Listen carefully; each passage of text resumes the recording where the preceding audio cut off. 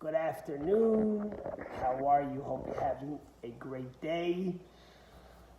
So, in this week's Torah portion, you read about someone interesting.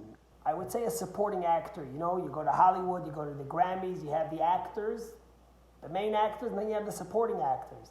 The supporting actors might just be supporting actors, but they tell you a lot about the main characters, and it gives you a lot of insight into the movie.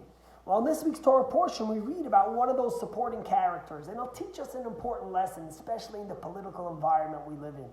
We read about Abraham's brother, Haran, okay? Haran, it says at the end of last week's portion, Abraham had two brothers. His youngest brother was Haran. And the Torah tells in detail that Haran died in the lifetime of his father and where he's buried. The first person that we get so much details about is death. But who is Haran? Why did he die? What's the Torah telling us? Give us some details.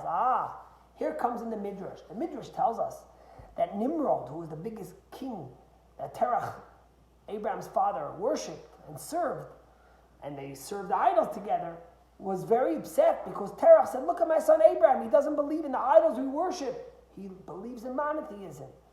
So Nimrod got Abraham over and he said, do you bow down to me? And Abraham refused. He said, I believe in the one God. And he threw him into the fiery furnace. And miraculously, Abraham survived. That's one of the first tests of the 10 that Abraham had. But the rabbis tell us something interesting. That Abraham's brother Haran, his younger brother who we learned about passed away, was also there. And he said to himself, you know what, I'm going to see what's going to happen. If Abraham is saved, then I'm going to take Abraham's side, and I'm also going to believe in one God. But if Abraham burns and dies, I'll take the other side. Where everyone else, I'm going to play it safe and be somewhere in the middle. And what happened was Abraham was saved, so they asked Haran, what do you believe? He says, I believe in one God. They threw him into the furnace, and he wasn't saved. He passed away. You know, Maimonides speaks so much about the middle road, taking the middle road. Always never to take extremes and to follow the derech ha'emtza'i, or as we say, the golden lane. Yet there's a famous story with the famous Kotzker Rebbe, who someone was indecisive to make a decision, to take a side, and he took him outside, and those were the olden days of Europe when they still had horse and buggy, and he showed him, he says, you see there? There's two sidewalks on the sides for humans. The middle is where the animals go. So 1 second, that's the horse's lane. So is the middle road, the golden road, as Maimonides tells us, is that good? Or is it the horse's lane, as the Kotzker Rebbe tells us?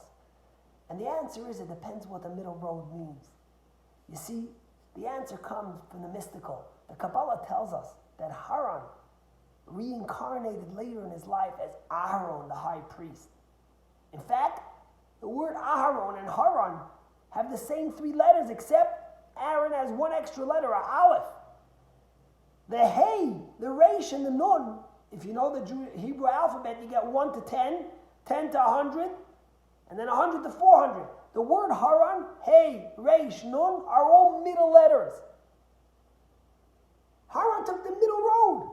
And in fact, Aaron also took the middle road. He made peace between husband and wife, between brothers and sisters, between siblings. In fact, Ethics of Our Father speaks about Aaron's bringing peace together and bringing 2 sides together.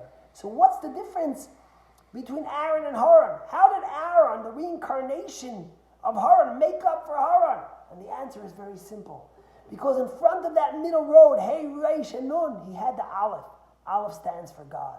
There's 2 types of people that are indecisive.